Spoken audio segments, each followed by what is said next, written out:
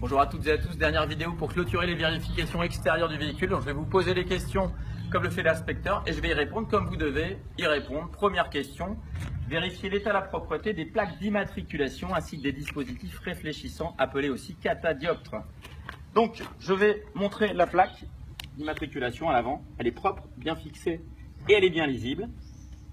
Vous avez les deux plaques d'immat, n'oubliez pas, me diriger vers l'arrière du véhicule. La plaque arrière est propre, bien fixée, elle est également bien lisible. Maintenant, les questions de sécurité liées à l'immatriculation. Quel dispositif est obligatoire pour rendre la plaque d'immatriculation arrière lisible la nuit? Il s'agit de l'éclairage de plaque qui se situe juste ici. Question suivante. Une plaque d'immatriculation arrière à fond blanc est-elle autorisée? Bien évidemment, regardez, la nôtre est à fond blanc, donc elle est autorisée. Question de sécurité à nouveau. Quelle est l'utilité des dispositifs réfléchissants être vus la nuit? Les dispositifs réfléchissants qui sont ici, de chaque côté. Regardez, c'est les petits dispositifs alvéolés, comme sur vos rayons de vélo. Question suivante. Nous allons parler des rétroviseurs et nous allons contrôler l'état, la propreté de tous les rétroviseurs extérieurs. Donc je montre le premier rétroviseur, je dis qu'il est propre et pas cassé. N'oubliez pas qu'il y a deux rétroviseurs sur votre voiture, donc on fait le tour et on vient montrer à l'inspecteur le deuxième rétroviseur qui est également propre et pas cassé. On va passer aux questions de sécurité. Qu'appelle-t-on un angle mort? Un angle mort, et c'est une zone sans visibilité depuis le poste de conduite. Alors quels sont les trois principaux dangers représentés par les angles morts? Le risque d'accident, la gêne et le manque d'information. Question suivante. Sur le pare-brise, donc on va contrôler l'état, la propreté du pare-brise. Donc bien évidemment, on sort du véhicule. Le pare-brise, je le montre, il est propre, pas cassé, il n'y a pas d'impact. Alors question de sécurité maintenant, est-il possible de faire réparer un impact? Si oui, par qui? Donc oui, je peux faire réparer un impact par un spécialiste, Carglass si vous voulez. Vous n'êtes pas obligé de le citer. Maintenant, on va parler des balais d'essuie-glace. On va contrôler tous les balais d'essuie-glace. Donc je sors du véhicule également.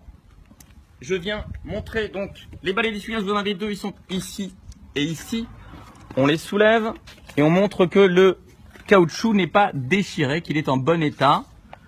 Je vais reproduire l'opération pour tous les balais d'essuie-glace. Je soulève, le balai est propre, on s'en fiche, mais il est en bon état. Les caoutchoucs ne sont pas déchirés.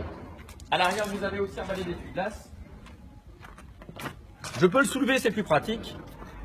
Je montre que le balai n'est pas déchiré et qu'il est en bon état. Donc faites bien les trois balais d'essuie-glace. Question de sécurité maintenant. Comment détecter leur usure en circulation? Eh bien, en cas de pluie, il y aura des traces qui vont être générées par le fait que le balai il est pas bien, enfin, il est usé. Question suivante.